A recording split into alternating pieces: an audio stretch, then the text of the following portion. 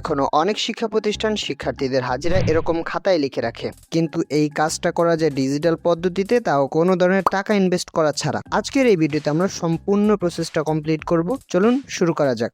Alright, আমাদের একটি apps install করা দরকার হবে, তাই চলে যাবেন গুগল প্লে স্টোরে, সার্চ বারে ক্লিক করবেন, লিখবেন স্মার্ট অ্যাটেন্ডেন্স। এরপর এই অ্যাপসটি ইনস্টল করবেন। আমি লিঙ্কটা ভিডিওর পিন কমেন্টে দিয়ে রাখবো, চাইলে সেখানেও ক্লিক করে চলে আসতে পারেন। সো আমি আগেই ইনস্টল করে রেখেছিলাম। সো এবার অ্যাপসটি ওপেন করব। ওপেন করার পর ঠিক এরকম একটি ইন্টারফেস শো হবে। সর্বপ্রথম এখানে ক্লিক করবেন এবং এখানে প্রতিষ্ঠানের নাম এবং প্রতিষ্ঠিত তারিখ দিবেন। সো আমি দিয়ে দিচ্ছি একটা। এখানে সর্বপ্রথম আসলে কিছুই নেই। যখন আমরা অ্যাটেন্ডেন্স নিব তখন এখানে সকল কিছু পরিবর্তন হবে। সো অ্যাটেন্ডেন্স নেওয়ার জন্য টেক অ্যাটেন্ডেন্সের উপর ক্লিক করবেন। এরপর এখানে বিষয় এবং শ্রেণী দিয়ে একটি গ্রুপ তৈরি করতে হবে। সো আমি একটা গ্রুপ তৈরি করে নিচ্ছি। গ্রুপ তৈরি করা হয়ে গেলে ওপেন গ্রুপের উপর ক্লিক করবেন।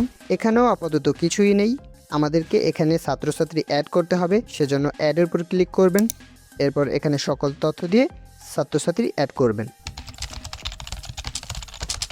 সো আমি দুজন শিক্ষার্থী অ্যাড করলাম। এবার শিক্ষার্থী যদি প্রেজেন্ট হয় তাহলে প্রেজেন্টের উপর ক্লিক করবেন, অ্যাবসেন্ট হলে অ্যাবসেন্টের উপর ক্লিক করবেন। সো এছাড়াও এখানে কিন্তু একটা স্পেশাল ফিচার্স আছে, সেটা হচ্ছে যদি কোনো শিক্ষার্থী অ্যাড করেন তাহলে ওই শিক্ষার্থীর জন্য নির্দিষ্ট একটি কার্ড তৈরি হবে, স্টুডেন্ট কার্ড। সো সেটা দেখার জন্য এই 3 ডট আইকনের উপর ক্লিক করবেন এবং ডিটেলসের উপর ক্লিক করবেন। সো দেখতেই পাচ্ছেন যে এখানে একটি কার্ড তৈরি হয়ে গেল অটোমেটিক। সো এই কার্ডটি আপনি চাইলে কোনো জায়গায় শেয়ার করে সেটাকে প্রিন্ট করে নিতে পারবেন একেবারেই সহজে, কারণ এটা একেবারেই ফ্রি। সো যদি চান শেয়ার করতে তাহলে শেয়ার কার্ডের উপর ক্লিক করবেন এবং এখানে যেখানে আপনি পাঠাতে চান তাহলে সেখানে শেয়ার করে দিবেন, এরপর প্রিন্ট করে নিতে পারবেন। এটা আসলে অনেক দুর্দান্ত একটি ফিচার্স। সো এটা দেখা হয়ে গেলে এরপর ব্যাকে চলে আসবো। এরপর এখানে ডেমো একটি প্রেজেন্ট অ্যাবসেন্ট দিয়ে দিচ্ছি। সো আপনারা প্রেজেন্ট অ্যাবসেন্ট হলে অবশ্যই তো দিবেনই।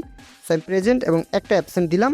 এরপর সেভ অ্যাটেন্ডেন্সের উপর ক্লিক করলাম, আমার অ্যাটেন্ডেন্স সেভ হয়ে গেল। সো রিপোর্ট দেখতে চাইলে রিপোর্টে ক্লিক করবেন। এরপর এখানে শিক্ষার্থীগুলোকে দেখাচ্ছে। সো নির্দিষ্ট ডেট এর জন্য দেখতে চাইলে ডেট পিকে ক্লিক করবেন এবং নির্দিষ্ট একটা ডেট সিলেক্ট করবেন। সো যেহেতু আমি একটু আগেই নামিয়েছিলাম সেজন্য আপাতত এর আগে কোনো অ্যাটেন্ডেন্স নেই।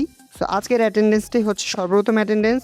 সো এবার রিপোর্ট দেখতে চাইলে ওই স্টুডেন্টের উপর ক্লিক করবেন এবং এখানে মূলত রিপোর্টটা দেখতে পারবেন।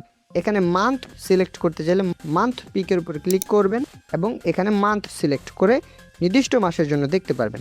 এরপর এখানে যদি চান আপনি গার্ডিয়ানকেও এই রিপোর্টটা সেন্ড করতে পারবেন, সেজন্য সেন্ড হোয়াটসঅ্যাপে ক্লিক করবেন এবং এখানে একটি গার্ডিয়ান সিলেক্ট করবেন। এরপর এখান থেকে সেন্ড করবেন, ঠিক এরকমই দেখাবে। এছাড়াও চাইলে আপনি মেসেজের মাধ্যমে করতে পারবেন, ইমেলের মাধ্যমে করতে পারবেন খুব সহজে। সবার আমি ব্যাকে চলে আসবো। একটু আগে আমরা দুইটা অ্যাটেন্ডেন্স দিয়েছিলাম, সেখানে ছিল একটা প্রেজেন্ট এবং একটা অ্যাবসেন্ট। সো এখানে দেখাচ্ছে একটা প্রেজেন্ট এবং একটা অ্যাবসেন্ট। এরপর নিচের মান্থলি সামারিটা দেখাচ্ছে। সো নির্দিষ্ট মাসের জন্য দেখতে চাইলে দিস মান্থের উপর ক্লিক করবেন এবং এখানে নির্দিষ্ট মাস সিলেক্ট করবেন। অ্যাপসটি ফিচার্স কেমন লাগলো আমাকে অবশ্যই কমেন্ট করে জানাবেন এবং সবাই সুস্থ থাকবেন। আল্লাহ হাফেজ।